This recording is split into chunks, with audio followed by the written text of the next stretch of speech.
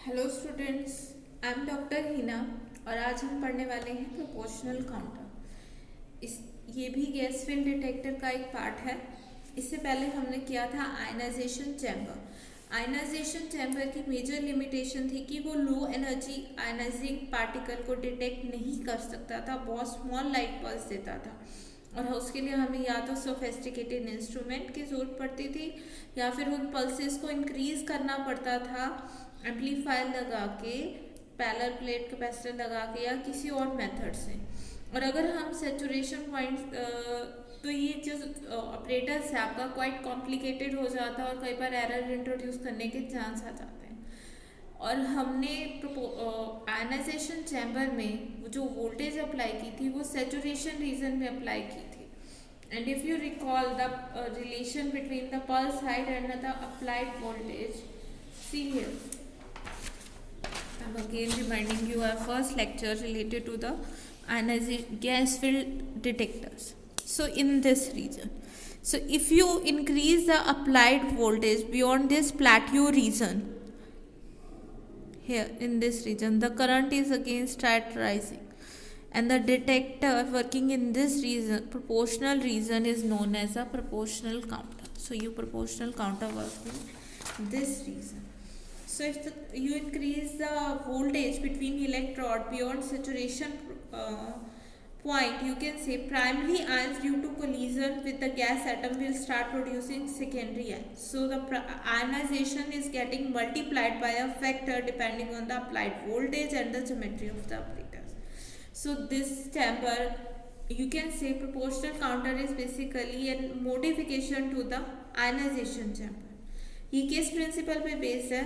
देखिए, it is based on the principal that when a potential difference between central wire, अब तक जो हम गैस फील्ड डिटेक्ट करते आए हैं उसमें सेंट्रल फायर और सिलेंडर के बीच में पोटेंशियल अप्लाई करते हैं.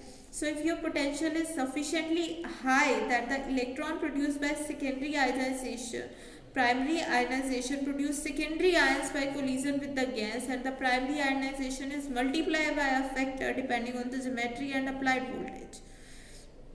At this stage your gas field detector is known as the proportional counter. देखिए, ये जो मैं मल्टीप्लिकेशन बोल रही हूँ उस चीज़ को यहाँ एक्सप्लेन किया गया है प्रिंसिपल को. पहले क्या था? Incident charge particle. देखो, path of the ionising particle, here it is a path of ionising particle. ये आयनाइजिंग पार्टिकल का पाथ है. Let me focus on this. सी,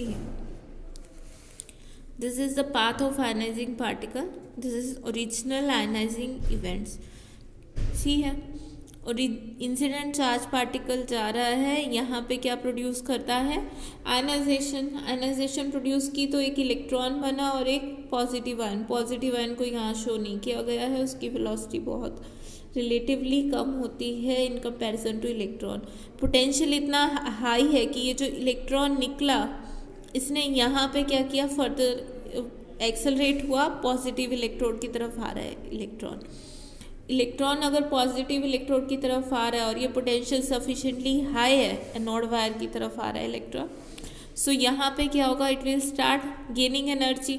इस पॉइंट पे आके, this is boundary of avalanche region, electron ने इतनी sufficient energy gain कर ली है कि ये फर्दर गैस एटम के साथ जब इंटरेक्ट करेगा तो क्या होगा?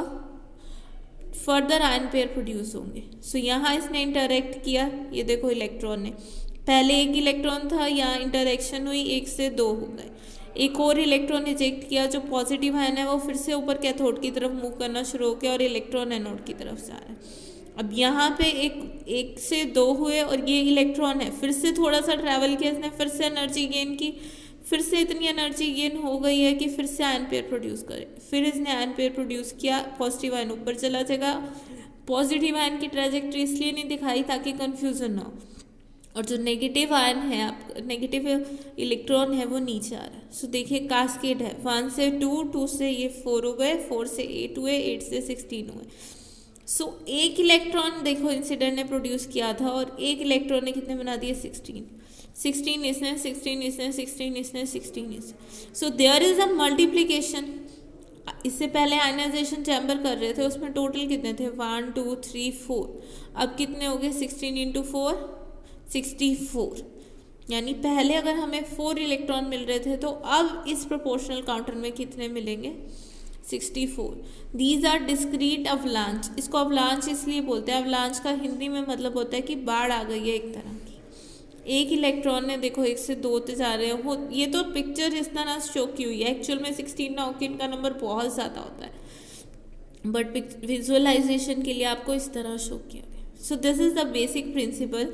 ये आयनाइजेशन चैम्बर की मॉडिफिकेशन ही है कि अगर आप इंसिडेंट वोल्टेज इतनी ज़्यादा कर देते हैं, applied voltage between positive electrode and the negative, that your electrons produced by the original ionization start producing secondary electron, so that an avalanche comes. Avalanche of ion pair is produced and the charge gets sufficiently increased. Charge collected increase हो गया तो current increase हो गया और pulse height बढ़ गई, जो कि हमारी लिमिटेशन थी। अल्फा पार्टिकल तो बहुत ज़्यादा आयनाइजेशन प्रोड्यूस करते हैं, देखो बीटा ने अगर इतनी कम भी की है तो जो ओवरऑल रिकॉर्ड हो रही है दैट इज़ क्वाइट हाई। और ये डिपेंड करेगा, देखो अगर इंसिडेंट ने 4 प्रोड्यूस किए हैं तो ये 4 को मल्टीप्लाई करे, अगर ये 3 प्रोड्यूस किए होते तो जो टोटल नंबर होता वो कम मिलता। So it is proportional to the original ionization, कितनी आपने पोटेंशियल अप्लाई की है और इसका स्ट्रक्चर क्या है, ठीक है। सो आई होप ये प्रिंसिपल आपको क्लियर हो गया होगा इस डायग्राम से कि किस तरह अवलांच होती है और क्या।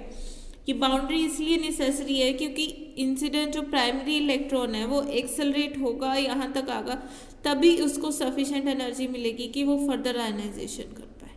जो निकलता है वो सफिशेंट एनर्जी को नहीं होता, वो अप्लाइड फील्ड उसको एनर्जी देता है।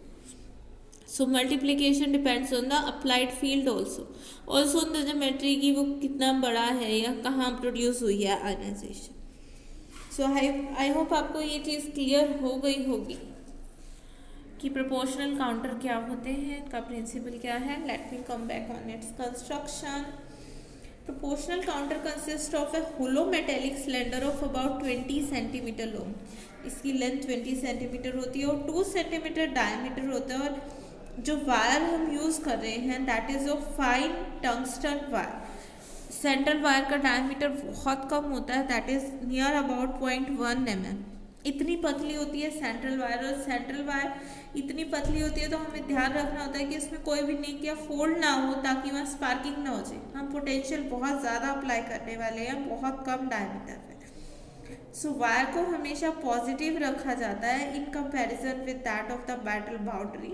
हम उल्टा भी कर सकते थे but we prefer to make wire positive ताकि इलेक्ट्रॉन का जो फ्लो है वो अंदर की तरफ हो। So wire is also made positive.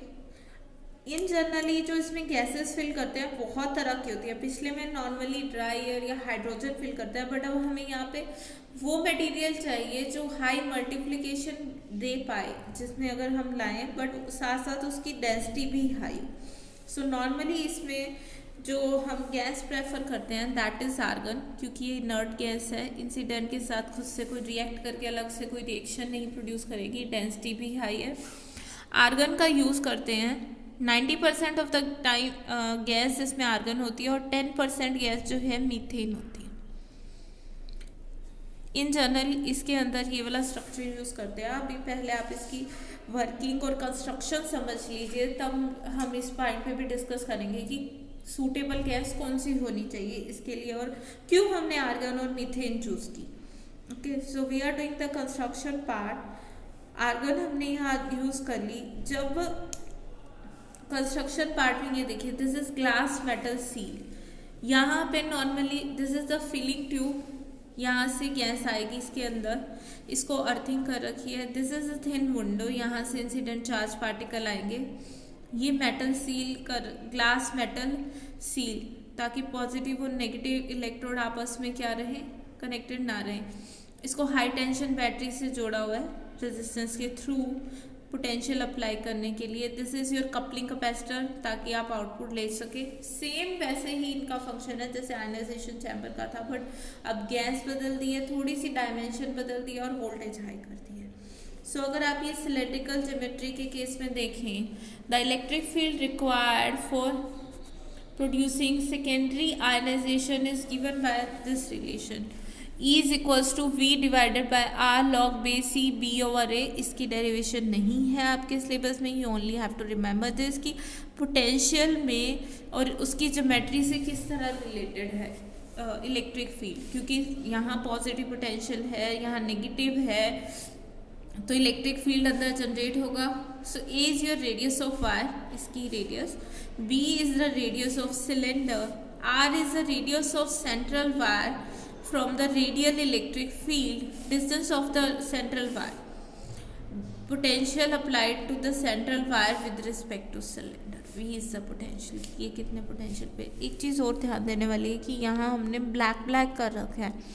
This is a glass Beed, क्योंकि वायर हमारी बहुत पतली है 0.1 mm. और आप लोगों ने चीज़ सुनी होगी कोरोना डिस्चार्ज की, अगर कोई भी शार्प एजेस है तो वहाँ चार्ज बिल्डअप होना शुरू हो जाता है. उस चार्ज बिल्डअप होने की वजह से स्पार्किंग हो सकती है क्योंकि पोटेंशियल बहुत हाई है. सो दैट्स वाई हम एक ग्लास बीड अप्लाई कर देते हैं यहाँ पे. सो इसकी वर्किंग अब हम देखते हैं कि किस तरह वर्क कर रहा है. The electron from the ion pair created anywhere in the centre. Electron कहाँ मूव करेंगे? Towards the positive electron. और आयंस कहाँ जाना शुरू हो जाते हैं? नेगेटिव की तरफ, आउटर सिलेंडर की तरफ. और जैसे ही इलेक्ट्रॉन ये देखो यहाँ से आना शुरू होते हैं तो थोड़ा सा ही डिस्टेंस ट्रैवल करने पे मेजरली इन द, तभी हमने ये थोड़ी सी इस तरफ रखी है ताकि अगर वो यहाँ आएंगे इलेक्ट्रॉन्स तो यहाँ जो क्रिएट होंगे वो सेंट्रल वायर की तरफ मूव करना शुरू कर देते हैं. और आधे डिस्टेंस से पहुँचते ही वो फर्दर सेकेंडरी आयनाइजेशन प्रोड्यूस हो जाती है. सेकेंडरी आयनाइजेशन की वजह से अवलांच आ जाता है. सो गैस मल्टीप्लिकेशन हो जाती है and the gas multiplication correspond to the number of electron coming to the wire for each initial electron. और ये multiplication in general varies between 10⁻⁴ to 10⁻³ depending on the applied voltage. एक single electron 1000 electron भी आगे produce कर सकता है. 10 to 1000 ये vary करती है applied voltage पे. So the electron come to the central wire. देखिए इलेक्ट्रॉन तो फटाफट पहुंच गए, बट जो वोल्टेज पल्स है is also dependent on the motion of positive ion, कि पॉजिटिव आयन किस तरह मूव कर रहे हैं. इलेक्ट्रॉन तो बहुत जल्दी ट्रैवल कर जाता है, पॉजिटिव आयन की स्पीड थोड़ी कम होती है. Here I am showing this.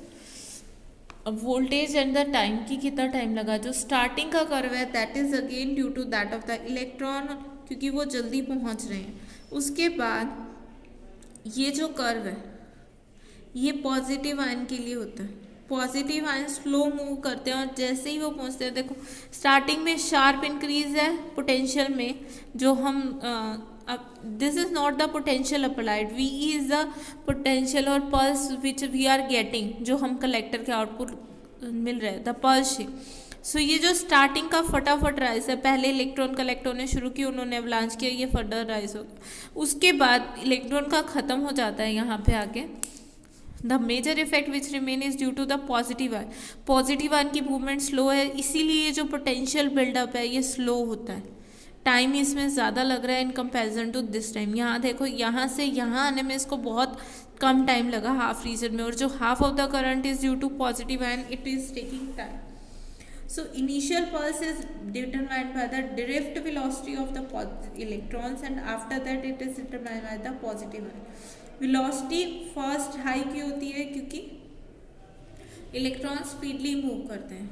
So next ये देखो जो शेप है it is independent of the position of ionization event. ये नहीं देखेंगे कि इंसिडेंट चार्ज पार्टिकल ने जो पहली आयनाइजेशन प्रोड्यूस की थी वो किस जगह पे की थी. It is independent of this कि यहाँ हुई या यहाँ हुई, क्योंकि पोटेंशियल इतना हाई है कि अवलांच प्रोड्यूस होना ही होना है, और अवलांच प्रोड्यूस होना है तो पल्स हाइट बहुत ज़्यादा इंक्रीज कर जाती है. बट एक चीज़ इसमें ध्यान देने वाली है, यहाँ देखो इंसिडेंट आ रहे हैं, इन्होंने इलेक्ट्रॉन प्रोड्यूस किया, ये हो गए इलेक्ट्रॉन मूव करते जा रहे हैं. तो यहाँ पे क्या होता है कि ये मल्टीप्लिकेशन होगी, बट एक लिमिट के बाद we want to stop this multiplication. की चार्ज हमने पल्स हाइट बढ़ा ली, ठीक है, बट ये एक लिमिट तक ही रहे. उसके बाद एक टाइम तो ऐसा है कि सारा चार्ज यहाँ कलेक्ट हो जाए, पॉजिटिव आयन वहाँ चला जाए, ताकि हम नेक्स्ट चार्ज पार्टिकल की एंट्री करा पाए। क्योंकि अगर एक चार्ज पार्टिकल की आयनाइजेशन हो रही है, अभी अवलांच हो रहा है, दूसरा आ गया तो वो भी यही काम करेगा और कॉन्टिन्यूस करंट मिलेगा। सो ये काउंटर की तरह एक्ट नहीं कर पाएगा। सो एट अ सर्टेन टाइम जब हम चाहते हैं कि हमें डिजायर्ड पल्स हाइट मिल गई है, तो हम उसके बाद इस चीज़ को रोकना चाहते हैं। हम ये नहीं चाहते कि ये कॉन्टिन्यूसली बिल्डअप हो, so we need to stop this. Okay, so keep this thing in mind. और इसके लिए हमने जो करा है, हमने क्या यूज़ करी है, आर्गन और मीथेन। अगर आप सिंपली आर्गन लेते हैं, अगर हम इसमें 100% आर्गन गैस डाल देते हैं, तो आर्गन की कुछ जो स्टेट होती है that is high stable excited state. उसका क्या मतलब है कि इलेक्ट्रॉन आ रहा है, उसने आर्गन में से एक इलेक्ट्रॉन निकाल दिया और पॉजिटिव आर्गन आयन बना दिया, ठीक है। बट कई बार होता है कि ये जो सेकेंडरी इलेक्ट्रॉन है, ये फर्दर आर्गन एटम के साथ जाता है, उसको आयनाइज ना करके ये उसको क्या कर देता है, एक्साइट कर देता है। और इस एक्साइटेशन से क्या होता है, आर्गन एक्साइटेड स्टेट में चला जाता है। जब एक्साइटेड स्टेट से वो डी एक्साइट होगा तो कैसे होगा, एक्स रेडिएशन एमिट होती है, एक्सरे, और वो एक्सरे फर्दर अगर कोई मेटल एब्जॉर्ब कर लेता है, आर्गन फर्दर एब्जॉर्ब कर लेता है, तो फर्दर वो इलेक्ट्रॉन निकालेगा। अब ये देखो कि ये सब क्या है, I am repeating it again. देखो, इंसिडेंट इलेक्ट्रॉन आया, उसने एक्सेलरेट हो, इंसिडेंट चार्ज पार्टिकल ने इलेक्ट्रॉन प्रोड्यूस किए, ये इन इलेक्ट्रॉन ने अवलांच प्रोड्यूस किए, फर्दर इलेक्ट्रॉन निकाले जा रहा है और ये सब कलेक्ट हो गया, ये सब कलेक्ट हो गया, करंट मिल गया, यहाँ पे पॉजिटिव आयन पहुँच गए। मीनवाइल की ऐसा भी हो सकता है कि कुछ जो इलेक्ट्रॉन है वो आयनाइज ना करके आर्गन को एक्साइट कर दे, वो एक्साइट करेगा, फिर this is long lived excited state. ये पल्स प्रोड्यूस होने में टाइम लगता है 10⁻³ सेकेंड। इससे ज़्यादा टाइम के लिए आर्गन एक्साइटेड स्टेट में चलेगी, वो डी एक्साइट हुई, एक्सरे प्रोड्यूस हुई, उसने फिर आर्गन में से एक इलेक्ट्रॉन निकाल दिया। अगर एक और इलेक्ट्रॉन आपके पास आ गया, उसने फिर से अवलांच प्रोड्यूस कर देनी है, फिर वो बढ़ जाएंगे, तो ये तो चीज़ खत्म ही नहीं होगी ना।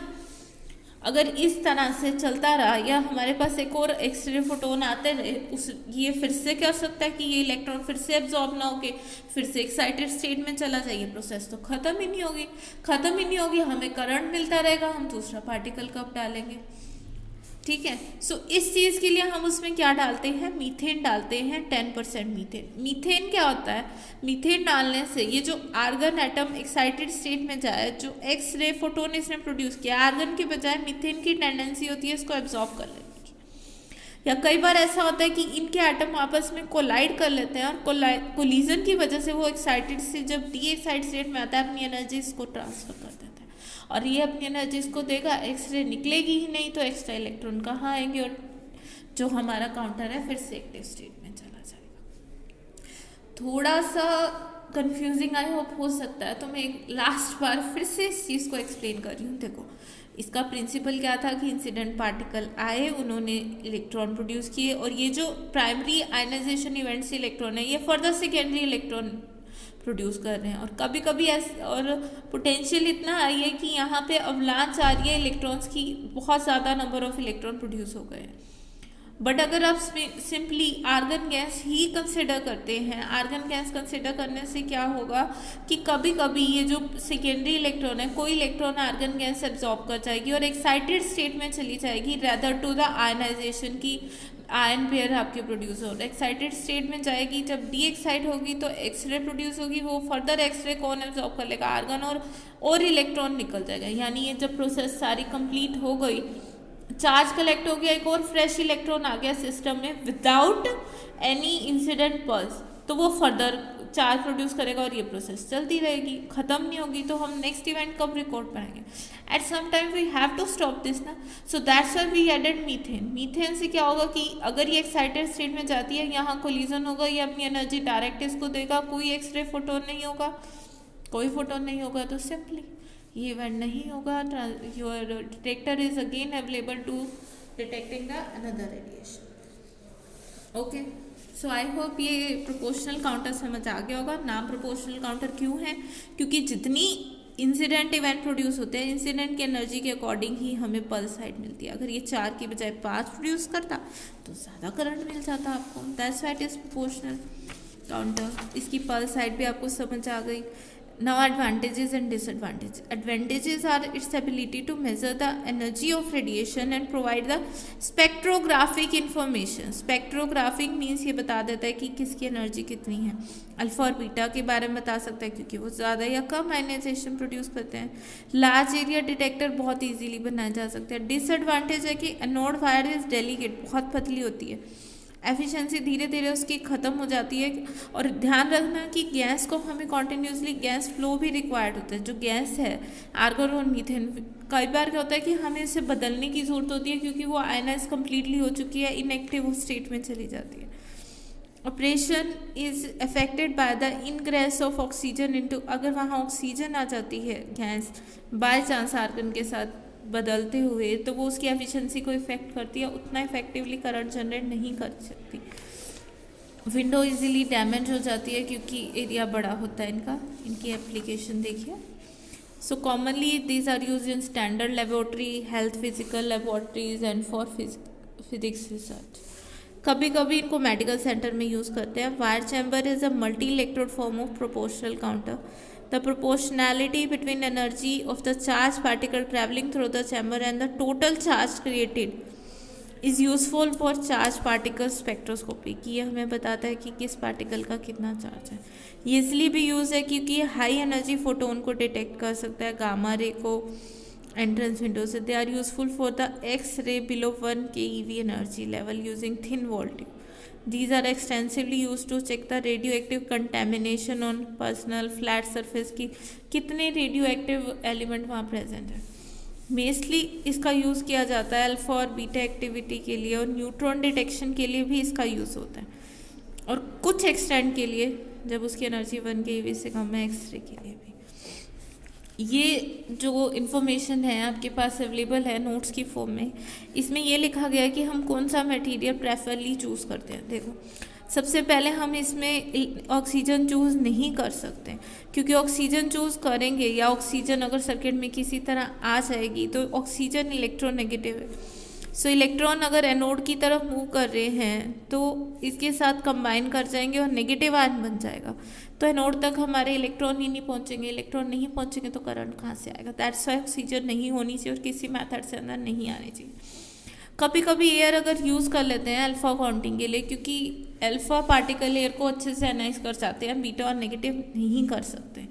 सो एयर के लिए हम आर्गन और मीथेन के मिक्सचर की बजाय एयर यूज़ कर सकते हैं, but not for beta and gamma, क्योंकि एयर में नंबर ऑफ आयनाइजेशन बहुत कम है। ऑल्सो अगर एयर आपकी ड्राई होनी चाहिए, अगर ह्यूमिडिटी आ गई है ऑक्सीजन आ जाएगी, हाइड्रोजन आ जाएगी, वो आपके उसको गैस फ्लो को या करंट को डिपेंडेंट करेगी। Proportional gas fill in the is a noble gas generally use करते हैं, क्योंकि ना ही वो इलेक्ट्रोनेगेटिव होती है, ना ही वो केमिकली रिएक्ट करती है डिटेक्टर के कंपोनेंट के साथ। गैस ऐसी भी नहीं होनी चाहिए ना कि मेटल वायर के साथ रिएक्ट कर जाए और उसको कोरोजन हो जाए या उसको ख़राब कर दे। सो नोबल गैस में सबसे ज़्यादा आर्गन को यूज़ इसलिए करते हैं क्योंकि इसकी कॉस्ट लो है। और नॉर्मल गैस कौन सी यूज़ कर सकते हैं हम? क्रिप्टॉन और जीनोन माइट बी यूज अगर हम सेंसिटिव डिटेक्शन करना चाहें। हाइड्रोकार्बन गैस उसको फिल गैस करते हैं, बट वो फ्लेमेबल है तो इसलिए उनको ज़्यादा यूज़ नहीं कर सकते, कम अमाउंट में यूज़ करते हैं। कुछ डोजिमेट्री की एप्लीकेशन में अगर हमें ह्यूमन टिश्यू को करना है तो टिश्यू इक्विवेलेंट इस तरह 60 ये स्पेसिफिक एप्लीकेशन के लिए यूज़ कर सकते हैं। अगर हमें डोजिमेट्री क्या होती है कि ह्यूमन टिश्यू पे किस तरह का इफेक्ट होगा रेडियो एक्टिव कंपोनेंट का, उसको स्टडी करने के लिए। बट अगर इसमें अगर आप न्यूट्रॉन डिटेक्शन करना चाहिए, आपके पास मल्टीपल चॉइस क्वेश्चन आ सकता है, आप प्रोपोर्शनल काउंटर से न्यूट्रॉन डिटेक्शन कैसे करेंगे? तो उसके लिए He3 और BF3 most commonly employed gases हैं न्यूट्रॉन डिटेक्टर के लिए। ये ड्यूअल पर्पस सर्व करती है। एक तो जो थर्मल न्यूट्रॉन्स होते हैं, न्यूक्लियर रिएक्शन होते हैं, इनके साथ जो फर्दर चार्ज पार्टिकल प्रोड्यूस करते हैं, और ये चार्ज पार्टिकल आयनाइज करते हैं। न्यूट्रॉन ध्यान रखना न्यूट्रल है, आयनाइज नहीं करते। सो हम प्रोपोर्शनल काउंटर में ऐसी गैस भरते हैं पहले कि न्यूट्रॉन्स उनके साथ न्यूक्लियर रिएक्शन करके चार्ज पार्टिकल प्रोड्यूस करें। ये देखो, चार्ज पार्टिकल यहाँ ये P प्लस बन रहा है और यहाँ अल्फा प्लस है, P पे प्लस साइन लिखा हुआ है, otherwise it is a simply proton. So pure noble gas alpha के लिए लो वोल्टेज पे यूज़ कर सकते हैं। ये चीज़ ध्यान रखना, न्यूमेरिकल क्वेश्चन आ सकता है कि प्रोपोर्शनल काउंटर में क्या सीधा डिटेक्ट कर सकता है, नहीं, पहले ऐसी गैस होनी चाहिए कि न्यूक्लियर रिएक्शन हो, आयनाइजेशन प्रोड्यूस हो, फर्दर हम उसको डिटेक्ट करेंगे। सो अब यहाँ देखो कि हमें अल्फ़ा प्योर नोबल गैस नहीं लगा सकते, क्योंकि क्या हो सकता है नोबल गैस लगाने से गैस वो एब्जॉर्ब होगी, वही चीज़ जो मैंने आपको पूरी तरह समझाई है अभी, वो चीज़ हो सकती है। इसीलिए मोस्ट प्रॉब्ली हम इसमें यूज़ करते हैं 90% आर्गन 10% मीथेन। ये आपके पास नोट्स में अवेलेबल हो जाएगा सारा कि कौन कौन से होने चाहिए, ठीक है। So I hope proportional counter आपको क्लियर हो गया होगा। If you still have any problem then please do ask in your comment section. That's it for today.